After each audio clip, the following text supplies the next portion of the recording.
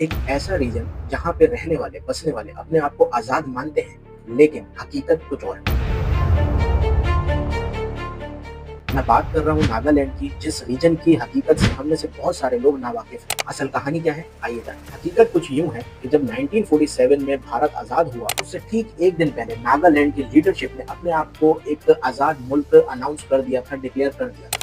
वहाँ के लोगों का कहना था, मानना था कि हम एक आज़ाद मुल्क की हैसियत से रहना पसंद करेंगे, बजाए इसके कि हम भारत का हिस्सा बनें। होना क्या था? वही हुआ जो कमज़ोर रियासतों के साथ होता है। दुनिया के किसी मुल्क ने उनको रिकॉग्नाइज़ नहीं किया और उस दिन से आज तक नागालैंड में कुछ ग्रुप्स एक्टिवली इंडियन फोर्सेस के अगेंस्ट लड़ते हैं अपनी आज़ादी के लिए, अपनी पहचान के लिए, अपनी ज़मीन के लिए। पूरे सिनेरियो में इंडिया को कुछ हद तक कामयाबी मिली जब 1963 में नागालैंड ऑफिशियली इंडिया का पार्ट बन गया, डिक्लेयर कर दिया गया और इंडिया की 16वीं स्टेट डिक्लेयर हुई नागालैंड। 1997 में एक सीज फायर एग्रीमेंट साइन होता है between India and Naga insurgent groups जो इंडियन फोर्सेस के अगेंस्ट अपनी आज़ादी के लिए लड़ रहे होते थे।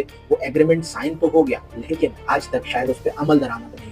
और इंटरेस्टिंग फैक्ट ये है कि वहाँ नागा इंसर्जेंट्स के अंडर एक काइंड ऑफ गवर्नमेंट रन होती है और वो गवर्नमेंट वहाँ के रहने वालों से टैक्सेस भी वसूल करती है। टेक्निकली देखा जाए तो नागालैंड इंडिया का पार्ट बन तो गया है, लेकिन आज भी वहाँ ना ही इंफ्रास्ट्रक्चर है, रोड इंफ्रास्ट्रक्चर, ना वहाँ पे बेसिक नेसेसिटीज है, ना यूथ के लिए अपॉर्चुनिटीज हैं। तो वहाँ के रहने वालों की फ्रस्ट्रेशन और एहसास कमतरी आज भी वैसी ही है जो 1950s में। अब आपने मुझे बताना है कमेंट करके कि क्या नागालैंड को उसकी ज़मीन, उसकी सकाफ़त, उसके हुकूक मिलने चाहिए, उसको आज़ादी मिलनी चाहिए या नहीं?